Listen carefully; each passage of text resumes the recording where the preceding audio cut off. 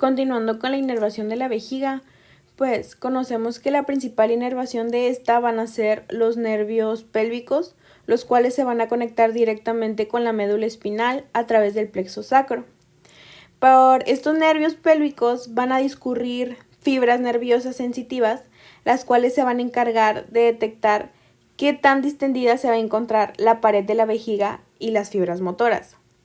También tenemos nervios motores que tienen fibras parasimpáticas, las cuales van a terminar en lunares que se van a localizar en la pared de la vejiga. También vamos a tener ganglios cortos, segmentos ganglionares cortos, que estos se van a encargar de la inervación del músculo detrusor. Y también como parte de la inervación importante vamos a tener a las fibras motoras esqueléticas, que estas van a llegar a través de los nervios pudendos hasta el esfínter vesical externo. Y las fibras nerviosas somáticas, que van a estar se van a dedicar especialmente a controlar el músculo esquelético voluntario del esfínter. Y pues cabe recalcar que la vejiga va a tener una inervación simpática a través de los nervios hipogástricos, los cuales conectan sobre todo con el segmento L2, que lo podemos observar en el diagrama. Y esto es lo que va a hacer que, sobre todo, que va a estimular a todos los vasos sanguíneos y van a tener poco que ver con la contracción de la vejiga. Continuando con el transporte de orina desde el riñón hasta los uréteres y la vejiga.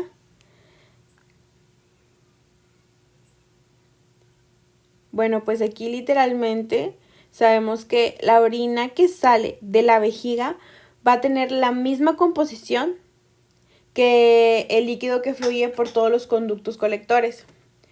Al momento de que la orina va a pasar por los conductos colectores hacia los cálices renales, se van a estirar estos cálices y van a incrementar su actividad de marcapasos intrínsecos. Esto va a dar el inicio de las contraindicaciones peristálticas, las cuales se van a propagar a la pelvis renal y después a lo largo de la longitud del uréter. Y así se va a hacer como la fuerza para que la orina pueda salir o pueda dirigirse hacia la vejiga. Hablando de los uréteres, en los adultos estos uréteres van a medir normalmente de 25 a 35 centímetros de longitud y sus paredes van a contener músculo liso, y estas van a estar inervados por nervios simpáticos y parasimpáticos, también por el plexo intramural de las neuronas y las fibras nerviosas. Ahora nos vamos a ubicar en la imagen de la diapositiva. Aquí podemos observar que los uréteres van a entrar en la vejiga a través del músculo detrusor, y pues los uréteres van a discurrir a través de la pared vesical. Normalmente el músculo detrusor va a comprimir el uréter y esto va a hacer que se impida el retroceso de orina desde la vejiga. Y pues cuando la presión aumenta durante la micción o la compresión de la vejiga, va a suceder esto. Cada señal que llegue va a ir aumentando y aumentando la presión dentro del uréter, de manera que va a ser la región donde atraviese la pared de la vejiga y pues aquí se va a abrir y va a permitir que la orina fluya hacia la vejiga. Ahora hablando sobre el reflujo vesicouretral, va a ser un trastorno en el que la orina se va a impulsar desde la vejiga hasta los uréteres por una oclusión parcial del uréter y va a suceder durante la contracción de cálices y estructuras renales de la médula, y esto va a provocar lesiones en estas regiones. Ahora continuando con el reflujo ureterorrenal, pues aquí vamos a presentar una sensación de dolor en los uréteres y el reflujo ureterorrenal.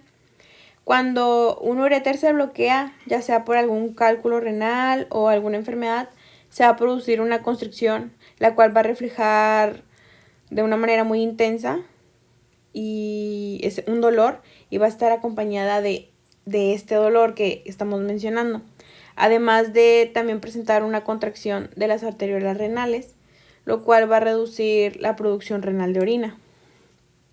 Aquí en la figura podemos observar Ya pasando al siguiente subtema, que es el llenado de la vejiga y el tono de la pared vesical.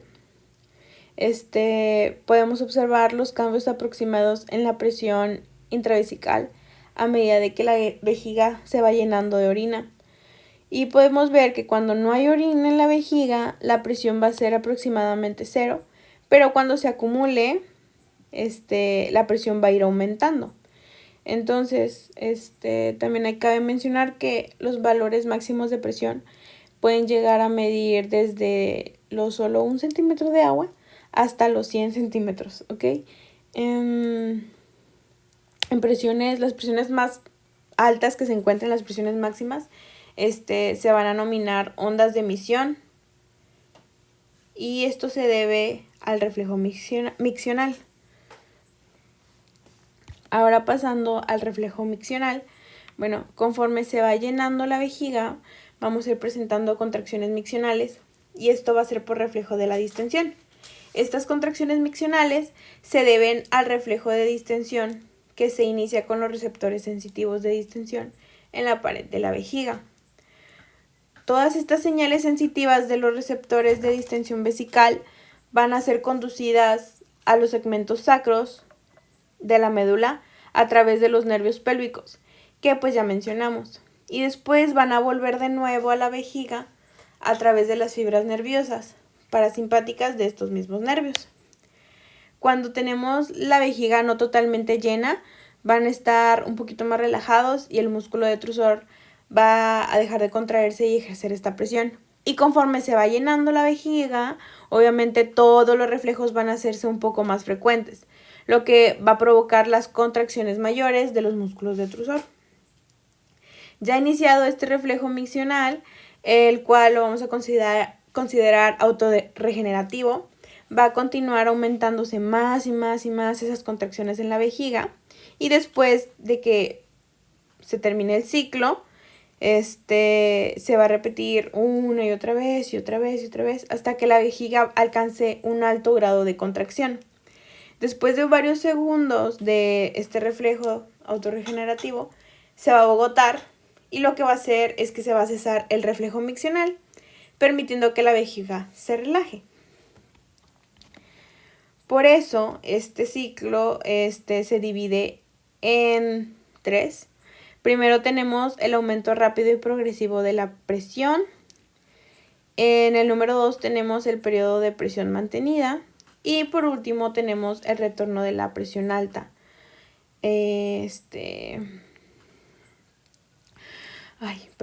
Una vez que el reflejo miccional llegue a ser muy poderoso, se va a provocar otro reflejo, que va a dar como una transmisión de señales para los nervios pudentos, y va a llegar hasta el esfínter externo para que se inhiba.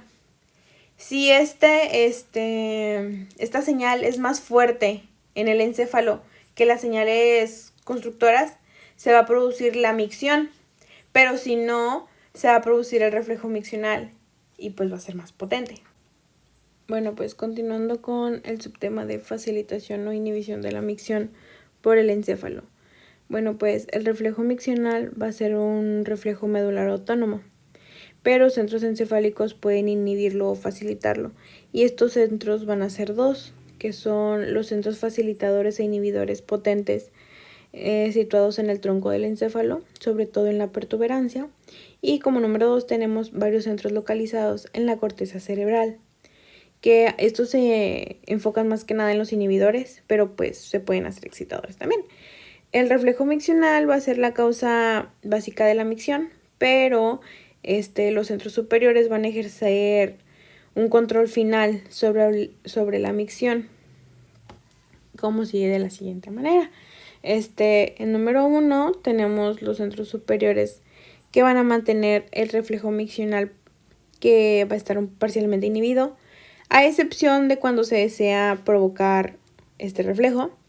Por el número 2 tenemos los centros superiores, los cuales pueden impedir la micción, incluso aunque se vaya a producir el reflejo miccional mediante una contracción tónica del esfínter vesical, y pues hasta que se presente el momento adecuado, más que nada. Y pues El número 3 tenemos cuando es el momento de la micción.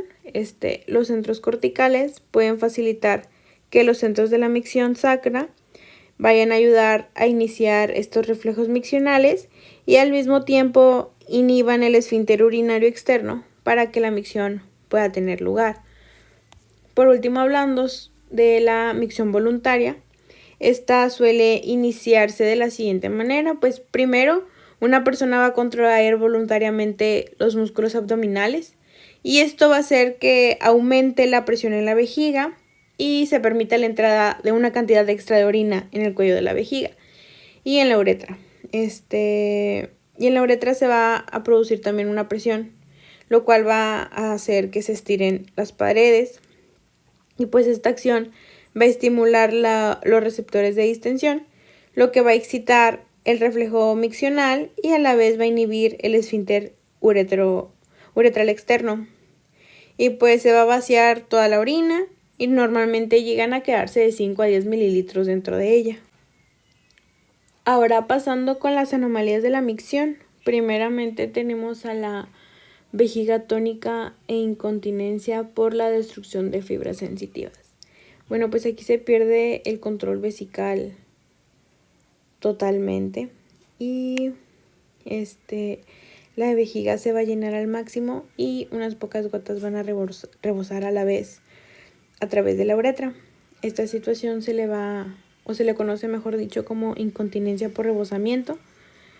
No va a haber una contracción de reflejo miccional porque va a haber una destrucción de las fibras sensitivas que son las que van de la vejiga a la médula espinal.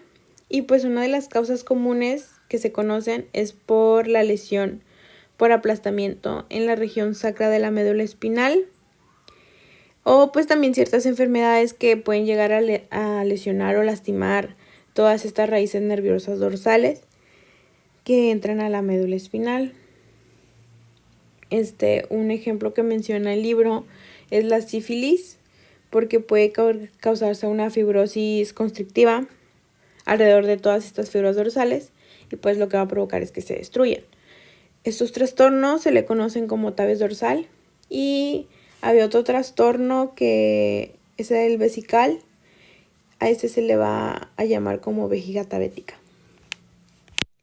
Después tenemos la vejiga automática debido a una lesión de la médula espinal por encima de la región sacra.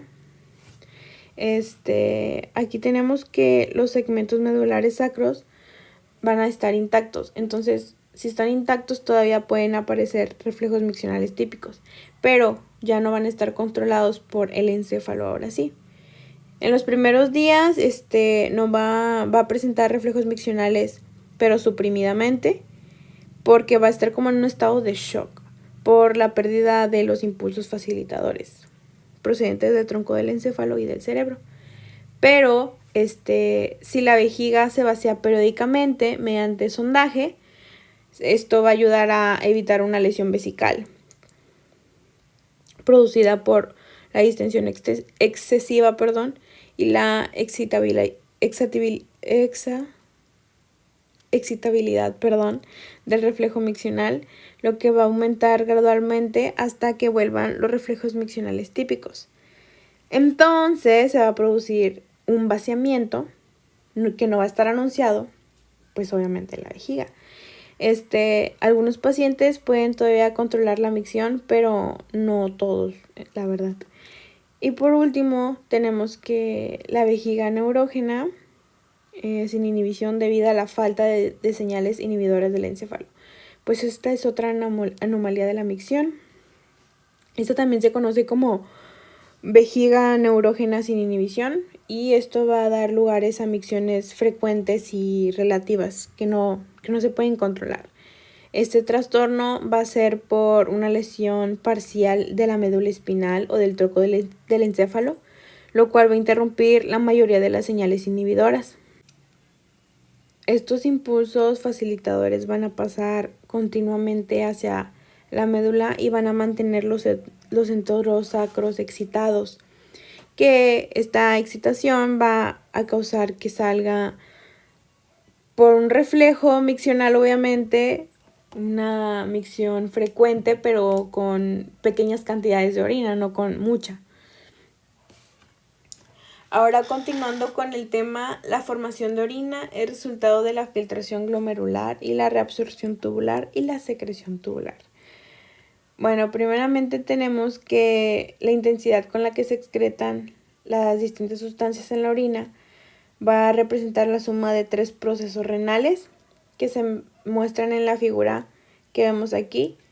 Primeramente tenemos la filtración glomerular, después tenemos la reabsorción de sustancias de los túbulos renales hacia la sangre y por último tenemos la secreción de sustancias desde la sangre hacia los túbulos renales.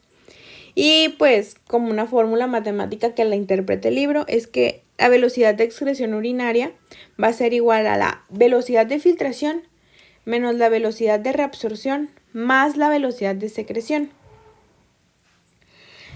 La formación de orina va a iniciar cuando una gran cantidad de líquido que no tenga proteína se filtre desde los capilares glomerulares y va a llegar hasta la cápsula de Bowman. A medida de que el líquido abandona la cápsula de Bowman, va a pasar a través de los túbulos renales, donde va a modificarse por la reabsorción de agua y solutos específicos que el cuerpo necesita. Y esto va a pasar de nuevo a la sangre o por la secreción de otras sustancias, desde los capilares peritubulares hacia los túbulos. Ahora, aquí en la figura 2610 se muestra el manejo renal de 4 sustancias distintas. Primeramente, en la imagen A tenemos que se conoce como solo filtración. Se filtra libremente en los capilares glomerulares, pero no se va a reabsorber ni secretar, de forma que su excreción va a ser igual a la intensidad con la que se filtra. Los riñones van a manejar de esta manera ciertos productos de desecho, como lo es la creatinina, y lo que permite excretar todo lo que se filtra literalmente. Después tenemos el panel B que dice filtración, reabsorción parcial. Aquí la sustancia que se filtra va a ser libre, pero se va a tener que reabsorber parcialmente en los túbulos hacia la sangre. Luego la excreción urinaria va a ser menor que la filtración en los capilares glomerulares y en este caso la excreción se va a calcular como la filtración en menos la reabsorción. Este patrón va a ser típico en muchos electrolitos del cuerpo, como el sodio y el cloro. En el panel C, que dice filtración, reabsorción completa, aquí la sustancia se va a filtrar libremente en los capilares glomerulares, pero no se va a excretar en la orina, porque toda sustancia filtrada se va a reabsorber de los túbulos de nuevo y va a llegar a la sangre otra vez. Este patrón va a aparecer en algunas sustancias nutritivas como los aminoácidos y la glucosa, lo que va a permitir que se conserven. Y por último, el panel D, que dice filtración y secreción. Aquí se va a filtrar libremente en los capilares glomerulares y no se va a reabsorber, pero se va a secretar cantidades adicionales de esta sustancia desde la sangre capilar perituberal a los túbulos renales. Este patrón va a ser frecuente en los ácidos orgánicos y en las bases, lo que va a permitir que se eliminen rápidamente para que no causen algún daño. Ya casi para terminar, tenemos la filtración, reabsorción y secreción de distintas sustancias. Primero tenemos la reabsorción tubular, que es la más importante porque aquí habla sobre la formación de orina. Y la secreción va a ser importante porque aquí se va a determinar la cantidad de iones potasio e hidrógeno y otras sustancias que se necesitan excretar por orina. La mayoría de las sustancias que se deben eliminar de la sangre son los productos finales del metabolismo, como lo es la urea, el ácido úrico, los uratos. Porque si se reabsorben mal, pues se van a excretar grandes cantidades de ellos en la orina y causa trastornos metabólicos. Y pues también existen ciertas sustancias extrañas y los fármacos que también se deben excretar. Y no se deben presentar en una excreción alta porque también nos puede perjudicar. Por el contrario, también tenemos los electrolitos, como el cloro, el sodio, el bicarbonato, que estos sí se van a reabsorber mucho, de manera de que solo se detecta en la orina pequeñas cantidades, por lo mismo de que es muy útil en el cuerpo. Y pues algunas sustancias nutritivas como los aminoácidos y la glucosa, que se van a reabsorber en los túbulos y no van a aparecer en la orina. Pero si se llega a aparecer en la orina, también hablamos sobre trastornos metabólicos. Cada uno de los procesos, lo que es la filtración, la reabsorción y la secreción, va a estar regulado de acuerdo a las necesidades de nuestro cuerpo. Un ejemplo que menciona es que cuando hay un exceso de sodio en el cuerpo, la intensidad con la que el sodio se vaya a filtrar va a aumentar, lo que va a provocar que se reabsorba una fracción más pequeña de sodio, lo que va a dar lugar a una mayor excreción en orina, obviamente, porque nuestro cuerpo no va a conservar algo que no necesita o algo que si consume mucho le hace mal. Para algunas sustancias, no todas, el proceso de filtración y reabsorción va a ser un poquito más intenso a comparación de la excreción. Por eso se producen cambios ligeros en la filtración y la reabsorción. Estos cambios, si se producen, pueden dar lugar a cambios graves en la excreción renal. Por ejemplo, mencionaba un aumento de la filtración glomerular de solo un 10%, que es aproximadamente de 180 a 198 litros por día. Esto va a aumentar el volumen de orina casi 3 veces más, si en dado caso que la reabsorción tubular permaneciera constante. Pero en realidad todos los cambios en la filtración glomerular y en la reabsorción van a interactuar de manera coordinada. Y por último tenemos el subtema de ¿por qué se filtran y después se reabsorben grandes cantidades de soluto en los riñones? Bueno, aquí hice este mapita para que se interpretara mejor. Podría cuestionarse la utilidad del hecho de filtrar grandes cantidades de agua y solutos y después reabsorberlos en su mayoría. Pero una ventaja de tener un filtrado glomerular alto es que va a permitir a los riñones eliminar de manera rápida productos de desecho del cuerpo, los cuales dependen sobre todo de la filtración glomerular para poder ser excretados. La mayoría de los productos de desecho se van a absorber mal en los túbulos y por ello va a depender de este filtrado glomerular para que se puedan extraer eficazmente de nuestro cuerpo. Otra de las ventajas que se menciona también es que va a permitir que el riñón filtre y procese todos los líquidos corporales muchas veces al día por el volumen de plasma que se tiene.